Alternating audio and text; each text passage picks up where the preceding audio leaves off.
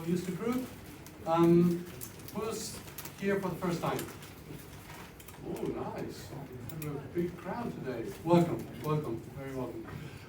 We try to do it every month, right? It's mainly here. It's 5 people. We are 5 coordinators, right? We don't work for Tableau. Everybody asks the same question. We don't work for Tableau. We do it because we love the community and we love giving back something for all the rest of you. So welcome to the user group. We have 3 great speakers today. First of all, we have Mr. Sam Parsons. He's going to talk about his circle of Tableau and how he started everything and how he came to be here. We have Mark Edwards as well. He's going to talk about certifications and why it's important to be certified. And we have Bethany. She's going to give us some fascinating demos on new products coming in Tableau very soon. So, without further delay, we have Sam. Right, he is a senior Tableau developer at Dyson, father of 3, right? Yeah. And when you're not on children's party, you are visualizing. Exactly that, yeah. Yes. Please, welcome.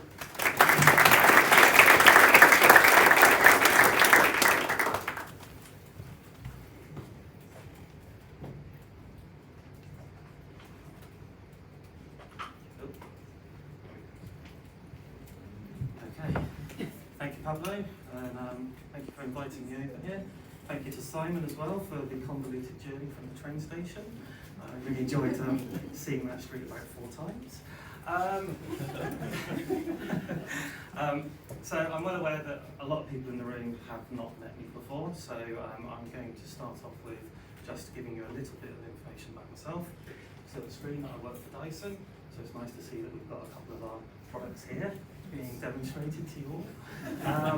Don't ask me what they are. I've not been at Dyson very long. So I am a senior data visualization developer at Dyson, and I'm going to be talking to you all about my journey with Tableau and how I got to be where I am at the moment. So a little bit about me. I'm married with 3 children. We're a normal sort of family. I'm just going to fly through these slides quite quickly. So we do the usual stuff, play games in the house, so little obstacle courses, and we like to take the children out to interesting events like colorscape. My wife is Jo, she's a mad cricket fan, and she also doesn't appreciate small dinners. Right. Moving on quickly. My oldest child is Tilly. She is 6 years old. She is the sensible one of our group, and she is bright as a button, and she's constantly teaching me stuff about English. Second, you all have that one sibling that is, you would kind of say is slightly connected in the brain slightly differently than the rest of you. And in our group it's Neve. Neve is a little bit cuckoo, but we love her. She's lovely and she loves to dance. Then, so she's 4, sorry, so we've got Tilly who's 6 and Neve who's 4. Marcus then came along, who's now 2. And we didn't quite realise how easy we had it until Marcus came along. Because of both little angels, Marcus is a typical boy. He likes dinosaurs, he likes trains, he likes cars, and he likes to roar all the time. He looks like a little angel there. This is more Marcus's default view. And we kind of joke in the family that this is going to be Marcus's default view in the future. Behind bars. But we love it. So that is us. That's my little family. And you wouldn't believe how long it took me to get up on that post. So that's the sort of thing we like to do. We go out to the beach no matter what the weather is. So a bit more about myself. Where did I grow up? So I grew up in a little town called Midsummer Norton. You probably will not have heard of that place. It is not the same place where Midsummer Murders was made. And it's normally the default question that everybody asks. It's about 20 minutes outside Bath, and within the area, it is basically known for this, which is a slag heap. It is So some of you will probably recognise that, and some of you will not. And if you guessed it, Maisie Williams, aka Arya Stark, from Game of Thrones, grew up in Midsummer Norton. She went to my school, the big coal mining area, and this is the most interesting thing about Midsummer Norton. Is there anything famous about Midsummer Norton? The big answer is no. But if I try and use a little bit of creative license, then there is. There's a famous list that originates in Midsummer Norton. And about 15 years after me, but no. So I've never met her, never even seen her. So, growing up, what was I like?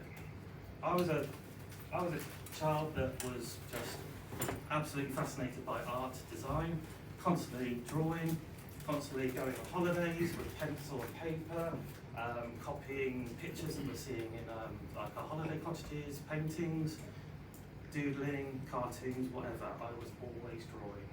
That was my passion. That passion led me to Loughborough University. Now you all know Loughborough University as this, a big sporting university. I stayed in that, which is called Towers Hall, and I spent 3 out of 4 years of my university career at Towers Hall. And what did I do at university? I did this, product design and manufacture. And this was run by our engineering department. So Loughborough is not just a big sporting university, it is a big engineering university. So this was a design course run by the engineering faculty. It is not your airy-fairy industrial design course that some people do.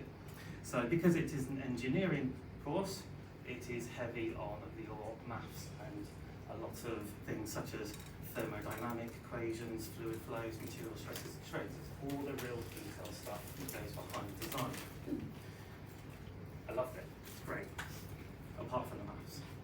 And then to give you an idea of what I was doing at university, these are actual drawings that I managed to find in the loft that, of a particular piece of coursework. This coursework was how can you fold a letter into an envelope? Big problem that everybody faces in their work, don't they? So, you get an idea of what we're doing here is we're just coming up with different concepts of how could you possibly do that. And then with this, you'll get an idea of how I am now learning how to present the information. It might not be in Tableau. Back then we only sort of touched on computer design, so it was all drawn and drawn with pens, pencils, whatever. And then get an idea, so effectively one design is that you can have a hopper and you pull a lever and it will spit it out and fold it. So you can have another design that is a handle that you're pushing in, fold the paper in, pull it back out again, and it will come out folded. You can have another design that is more like a hole punch that you would push down and compress the paper yourself manually. And then on the right hand side, what we would probably call small multiples now, are just some design concepts of the profile of a version of this. So that gives you an idea of what the course was and how I really sort of was using that design element that I was growing up doing. So, what did the future hold for me? That's me, wondering, what next? What can I do with my career? What can I do with it? Obviously, I'll go to Dyson and be a product designer, wouldn't I? I've done my design engineering, Dyson's just up the road. Well, yes, no, because you already know that I've ended up at Dyson. But not as a product designer, as a data visualization developer. I spend 99% of my time doing Tableau. I've got a very cushy job where I'm in a team and we have a number of other individuals who are data specialists that basically prepare the data sets for me. I go back to them and say, I'm missing something, they go away, add it back in, and off I go again, doing my Tableau developing. So, really easy. That was an easy career path, right? Wrong. So after university, before I ended up at Tableau, I spent 14 years in finance. So I was really passionate about design, really passionate about drawing and visualizing in a different way than Tableau. And then I came out of university and I just was tired. I needed a break. So I took a little bit of a break and then I needed to start work, need to get some money in. So I started temping for a place called the National Trust. And I never left, basically. And then what happened was, it got so far down the line, a number of years down the line, it was a very nice little job. It was a very young group of people working in that office, so it was very social. It was, you know, I was in my early 20s, so it was good fun. So I sort of lost that career path. Eventually I got to the point where I was like, well, I can't go back to doing product design now. I'll make a career out of this. So I spent my time working my way up through the ranks. I found a little niche for myself within the National Trust, which was being basically a data modeler using Excel, which is a common story for a lot of people. A lot of people come from Excel into Tableau. So I was pretty much the foremost person with Excel in the National Trust at the time that I left. And I started doing my exams. I started doing my accountancy exams. I thought, I'll make something of this. I'll become good at this. And then you can see at the end there, 2019, I started working in Tableau. So, I am 38 years old. With 38 years old, if I spent 14 years of my life doing finance, that's 38% of my life doing finance. Of my working career, that's 94% doing finance. So what happened? 2018 was a huge year for me. So last year, 16 months, my Tableau journey that I'm going to talk about now is from when I picked up Tableau to now. This is my journey. So, we'll start off with my timeline.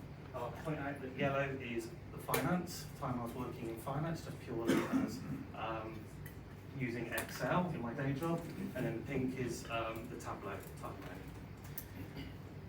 So, back at the National Trust, while I was doing Excel as my oldest, Joe McCarry come in to start teaching us Tableau.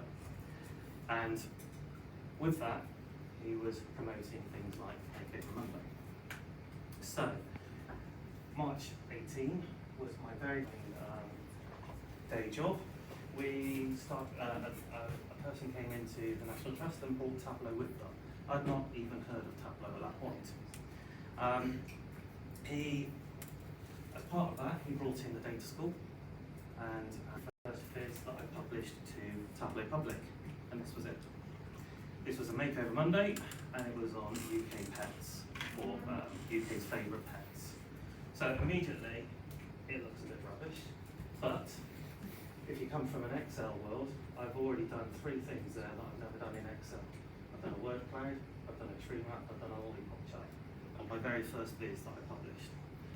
Before that, I'd only done one smaller viz at work that didn't go up to Tableau Public, so this is pretty much where I started.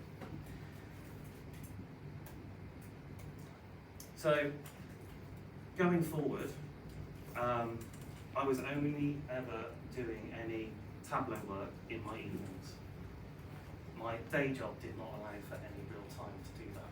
I was too busy doing my data modeling in Excel. So I was working on my Tableau Public profile, getting involved in Makeover Mondays, and in May of that year, I had my very first viz of the day. And this is my very first viz of the day, which was another Makeover Monday. And again, it's pretty poor for viz of the day standards these days, but you know what, I'm happy with it. There's a lot of things that I wouldn't do now. The title really makes me cringe. There's a lot of things I do about lining up the circle sizes to the chart on the right hand side. And then there's little nuances where things are not straight, so you've got the top label at the top is not actually straight horizontally. Things like that that I now pick up on that I didn't back then. But that became a viz of the day. I didn't even know what a viz of the day was at the time. So getting home and finding that my phone was going a little bit crazy with people saying, oh, that's really good, well done. And then you start seeing the views coming through, and you're just like, they're not stopping, this is great. You kind of get hooked. So after that, my work got really busy, really, really busy. I didn't touch Tableau, not even at home. I was too busy. I was doing my Excel stuff at home. So I spent 3 months working on Tableau Public, doing my stuff in my own time. And I thought, enough's enough. I'm going to apply for an actual Tableau job. So I applied for my job that I have now, with just the 3 months behind me in Tableau practice. So I applied for the role at Dyson, and as part of that, I presented my Tableau public work to them.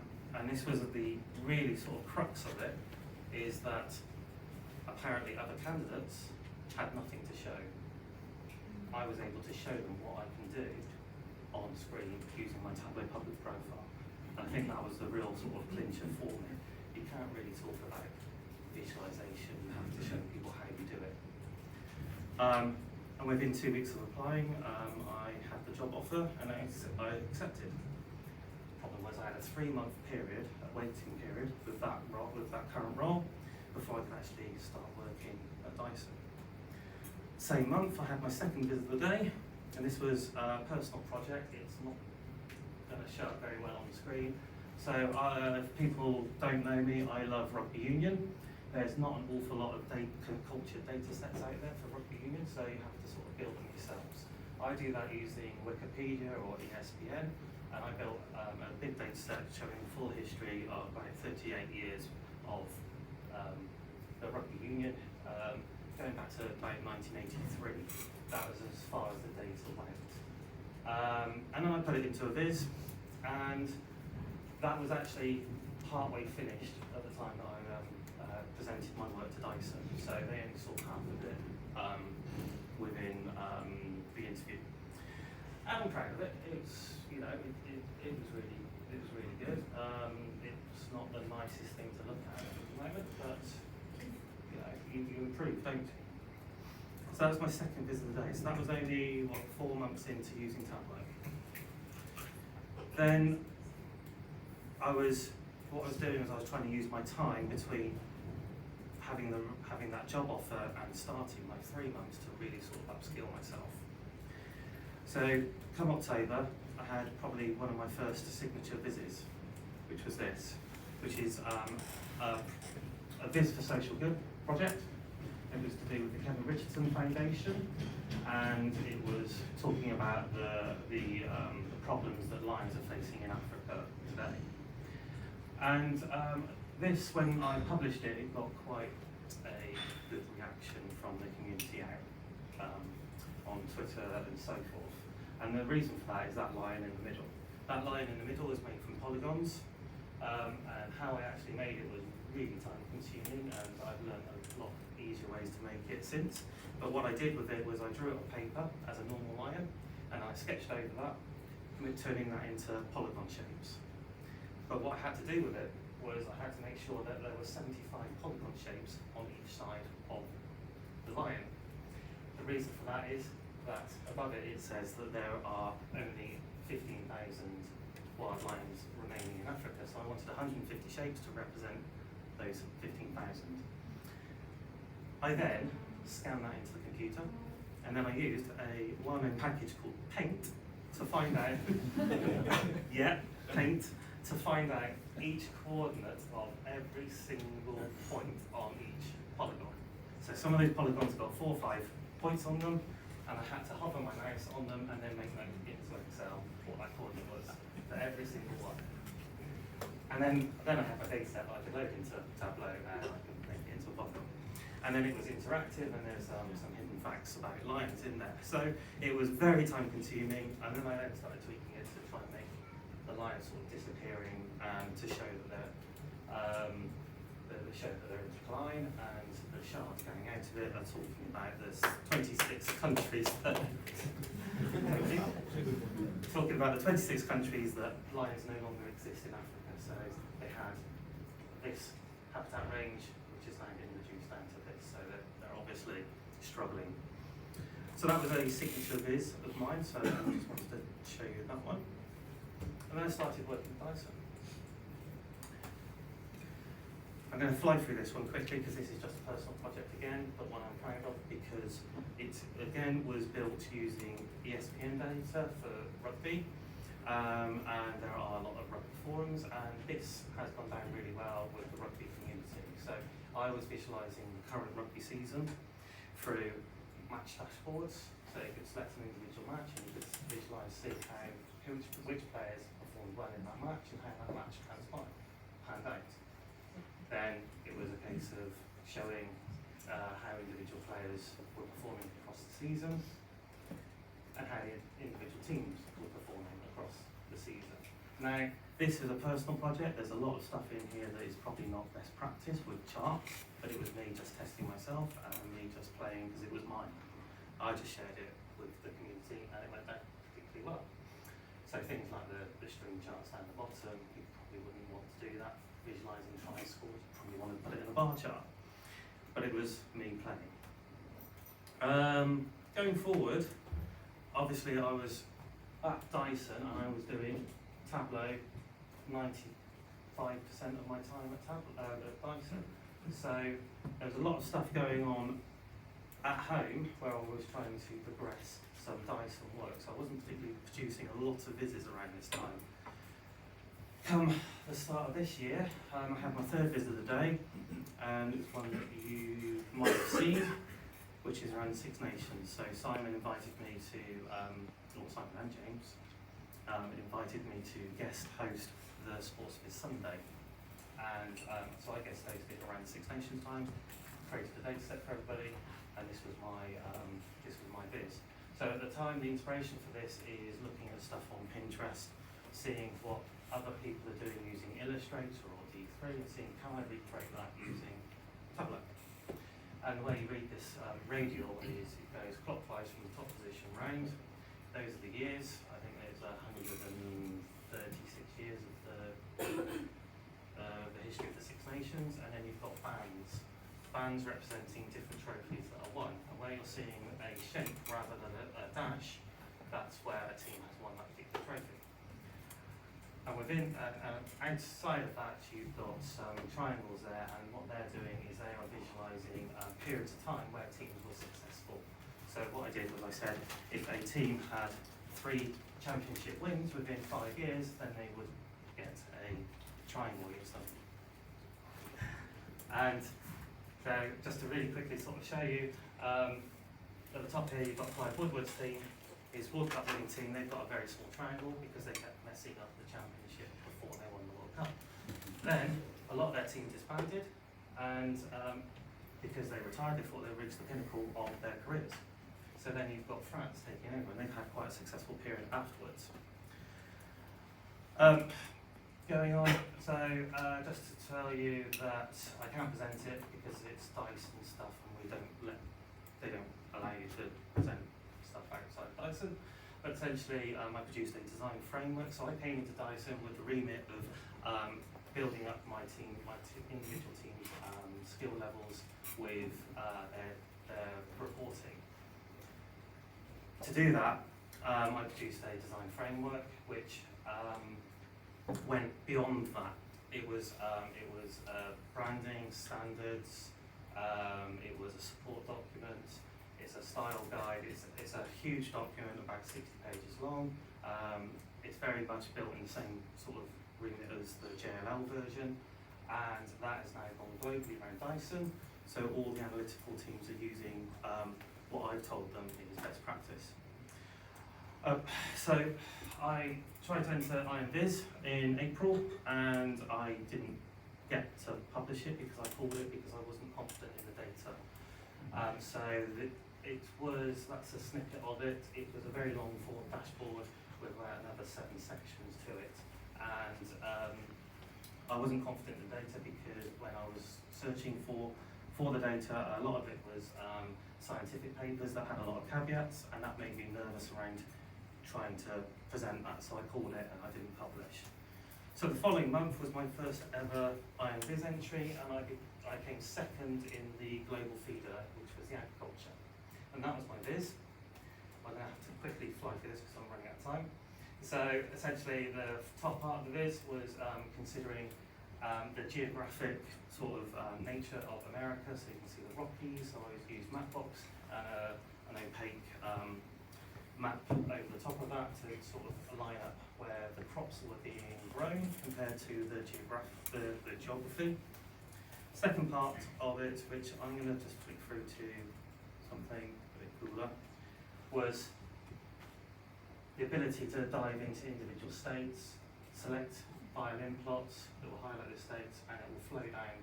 It will create a flow from the top map down to the bottom here, which will change this bottom map.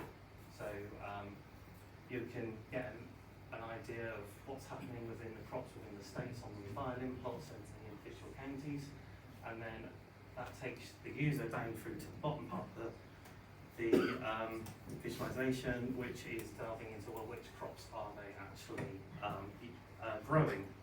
And then on the right hand side, you are then able to select an individual crop like cotton and see which counties are preferring to grow cotton. And so when you select one, the dots will disappear and it will just leave those counties that are growing cotton as their main product. So that was my IronViz entry. And then at the end of it, last week or the week before, I was at my very first Tableau conference, and I had my viz on the wall, which was cool. So, did all that. Sorry. I've only been doing Tableau now for 7 months, daily. What I want to tell you all, though, it is never too late to change, okay? Find your passion. I gave up a 14-year career in finance at the age of 38, which I've got 3 kids at home. To do that, you would think that's probably a little bit risky. Well, I didn't find it so much because the community that I connected with gave me confidence in my own skills and ability. So I knew I could do Tableau. I know I'm good at Tableau. It's the only thing that I allow myself to promote myself in that way. Reconnecting with my design roots. This is going full circle. Growing up, loving design. Did university, loving design. Left it for 14 years. Tableau has given me that route back into connecting with my design. So, how did I get there? I'm just going to go through this quickly because I'm running out of time. So, how did I go from picking up Tableau in March 18 to a year later telling analytical teams within Dyson that have been using Tableau 4 or 5 years how they should be doing it? So the one piece of advice that I've always embraced with my learning is from Joe McCarry from the Data School, which was get involved in the community. Join in, ask questions, be inspired, get all of that, immerse yourself in that world. You'll get so many ideas from it, you'll get so much from it. And also, he suggested get involved in Makeover Monday. Now Makeover Monday, I approached it my own way, and the way that I did Makeover Monday was, these are some of my vizzes on Tableau Public. From about halfway up is what I presented to Dyson, and since. What I did for Makeover Monday was I was seeing other people's work, other new charts that I'd never seen before, jump plots like Simon's, radial charts, all jump plots, string charts, various stuff, spiral charts. And what I was doing is I was testing myself. What if they can do it? Why can't I do it? I'm not that I don't have the greatest maths skills in the world. I got a D at A level in maths, but I'm not stupid. I can work out how to do this. And what I do, which I think really helps me learn, is I don't go to people that have written blogs and say, "Can you help me? I can't get it to work." I work through it myself. I have to. That's the only way that I can understand how to build these things. If I get somebody else to say, "Can you take it that little step further to actually working?" I'm not going to get that learning. I'm not going to understand it. So that's how I use Makeover Monday. Makeover Monday is, a lot of this is probably bad practice from the Makeover Monday point of view, because it's how can you display the original chart better. Well, what I'm doing is how can I leverage Makeover Monday to accelerate my learning. So I was inspiring myself, trying to accelerate my learning by doing the difficult stuff, testing myself, and then carrying that confidence that from the community into my job. So what is next for me? I've been doing a lot of learning about Mapbox, and I've been having using the community just to get things take me through how to use Mapbox and how to render stuff. So the top left chart map there is actually Spain. Top right is Vietnam. bottom left is Japan, and then the bottom right is Peru. And the bottom right one is I was trying to get an effect like the National Geographic sort of painted view. So it's just something that I'm working on, so if you watch out for me, you'll probably see me doing stuff like this, actually publishing vizzes. The next one is I'm Viz, music round coming up, and I'm already collecting my data for that, and I will be entering for that. And then finally, I'm putting on a Tableau talk tweak at Dyson. So I've gone to the community and asked them to present to our analytical teams. This isn't something that Dyson have asked me to do, this is me trying to get Dyson more connected with the community. So I've got all these people lined up to talk about data literacy, centre of excellence for the community, mapping pollution, so AD is going to be really good for that because we do a lot of pollution stuff, gathering data through our connected purifiers. So that's a really exciting thing coming up at the start of August for us. So thank you for listening to me.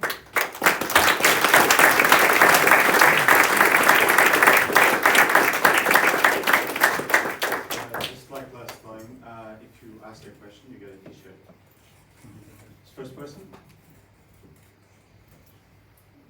Great. It's not because of the t-shirts. Thank you very much. You should. Oh, there's a question there. You know Get it. the microphone. Okay, fine. Hi, I have a question, which is, I would think that being in finance and using Tableau kind of as a hobby job, sort of thing. At what point did you feel like you would have enough courage or you had enough stuff to apply? Like, tell me a bit about that moment. So I think there was a lot of unhappiness with my current role, because as you saw in that presentation that I wasn't using Tableau. I was just getting so crazy, there was a lot of pressure on me. So what I was doing with my Tableau sort of public profile was getting a lot of feedback from the community saying, yeah, this is good, you're doing some good stuff there. And then the other side of it, my day job was like, just pressure.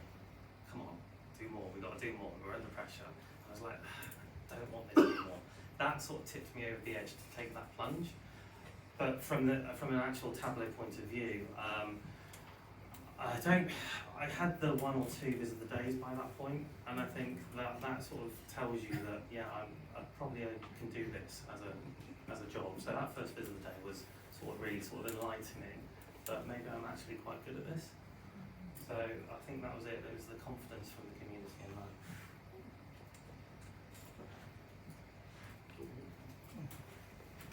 How helpful has it been being good at Excel already before starting to get into I think really helpful. Yeah, so really helpful because I'm already understanding the logic of building certain calculations. Yeah. They're very similar, you just don't tend to put the equals at the front of the calculation. I'm already sort of wired in that way, sort of understanding how I want to build those custom calculations to do that. So I think Excel was really, really helpful, and also understanding what's going on with the data and how you want to actually manipulate your own data. I said that in my job I don't do that part of the role in my job, but the stuff I do for Tableau Public, I do that. I have to manipulate it. So it does help. It's been really helpful. From a visualization point of view, not at all helpful. Thank you. You have a question there? No? Okay. Hi Sam. Oh, sorry, jumping in. Hi Sam. Very impressive. Very super impressed. Could you talk a little bit more about how, obviously, you kind of got those other Tableau developers on board, even though they've been learning Tableau a lot longer. Can you talk a bit more about how you've got other users inside Dyson kind of engaged, because obviously you've got that inspiring vision. So within my own team originally, that was quite easy because they brought me in to be that person. So because I rattled through it quite quickly at that point, there's no overriding sort of top-down analytical team that is driving everything else within Dyson. it's all very siloed. The individual teams are doing their own thing. So my team have decided that what they want within that team are specialists in certain roles. So you can have somebody who's really good at doing Python and scraping and that sort of stuff. And then you've got me on the far side of that, which is the visualization. So when I came into it, there was obvious problems with their dashboards. And the problems with, they were all delivering great insight, don't get me wrong, but the problem with them was that they were all built completely differently. They were different sizes, using different colours. None of them were branded. Some of them might have had a logo on there somewhere. What I did was I came in and said, well, what you need to do is you need to do this. And they were all ready to accept that because they knew that they were functional, but they knew that they didn't really understand the visualization side of it, which is where my design background sort of comes into it. So I'm able to do that.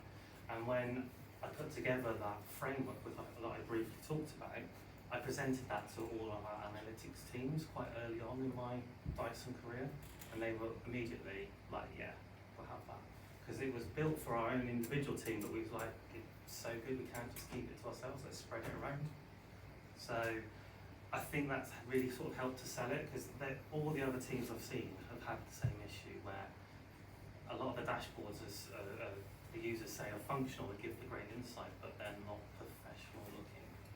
And I've seen from the Tableau conference that seems to be a common feature through other companies as well. Hello. Hi.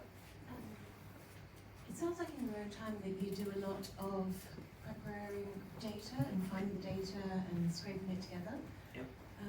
What tools do you use, or are you at the point of trying to maybe adopt some of the tools that you see at Dyson? So probably the easiest thing that I could have used was Ultrix to do that, scraping the data, manipulating that data. I have used that in my previous role. I don't have that currently. So what I have to do is it's all very manual. It's all very copy and paste. Put it into Excel because Excel is what I knew.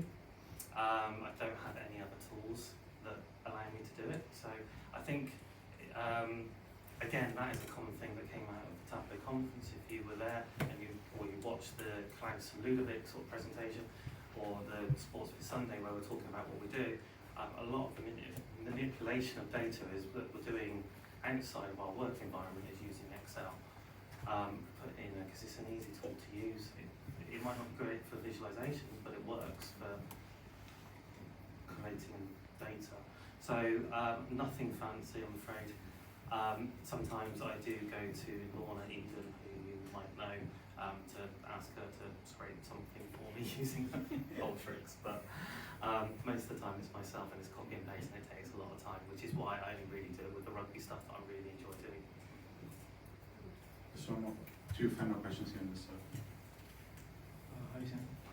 For creating interactive dashboards, so do you modify your existing dataset? Do you add any few additional columns to that dataset so that you can use those fields for your interactions, or you use only calculated fields and formulas to define that interactions? So I go back to the team. So if I'm missing anything, I go back to my my team that build those data sets for me, and it could be people higher up than me that are creating that data. So a lot of it is around if I'm trying to create joins or between two data sets, and I've got certain fields in one and not in the other, and I'll go back to them and say, can you add those in? It is not all done with custom calculations. A lot of it is if you can get it back into the data set itself, then it will work a lot better. So we do a lot of that sort of stuff. It's not all done in Tableau. Sam, you mentioned you're learning Mapbox at the moment. Can you Yes. share some examples? If you just dive straight in and just kind of figure it out yourself, or have you used any particular videos or blog posts or anything? I used no blog posts, no videos. What I did was I reached out to Johnny Walker, and I had a Skype session with Johnny Walker because he's awesome. And so he took me through the basics of where to get started with Mapbox, which set me on a path. And then I have used Alan Walker as well, and had Skype sessions with Alan to get some more sort of detailed stuff around getting Mapbox to do what I want it to do. And a lot of it is just playing. You'll see at the moment, I don't produce very many vizzes at the moment this year. A lot of it's because I'm working at Dyson, but a lot of it is because I'm practicing doing other stuff that I just don't get to the point that I publish it. So yes, I've not gone to any blogs. Thank you. Hi. So I think a design framework's a great idea. You must have like a huge skill range across your organisation in terms of using Tableau. What's the secret to making that successful across so many diverse groups, basically? Yeah, so what we do with how I put together the design framework was, a lot of it is about onboarding new users. So a lot of it is about links to community blogs, best practice around, or even details of how to use the latest version that we've got of Tableau. So that caters for the new people within using Tableau or new people within Dyson. But what we're also finding is the more detailed stuff around.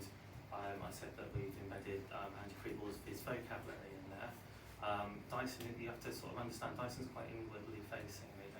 There's nobody else within Dyson doing stuff in the community on Tableau Public, so they only really know what they know between themselves.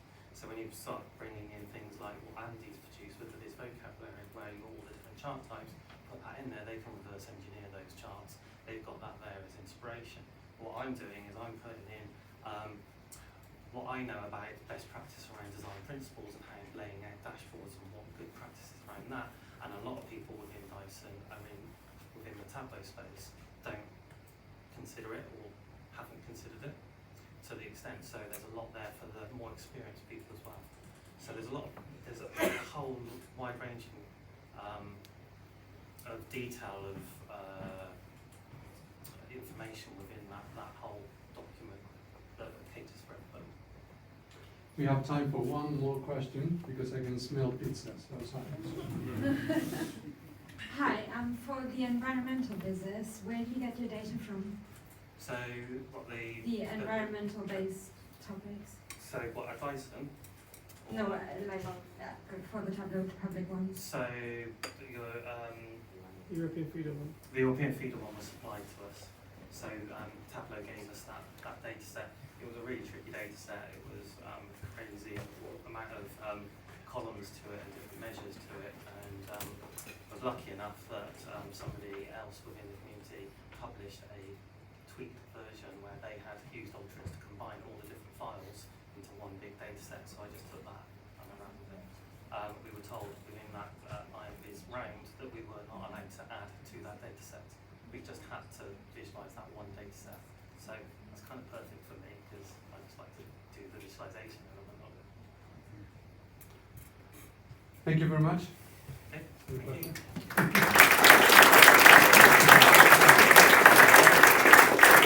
We're going to do a quick break. Pizzas are outside, so we still have some beers and all the stuff. So have a quick break. We're going to come back in 10-15 minutes for the rest of the speakers. Thank you.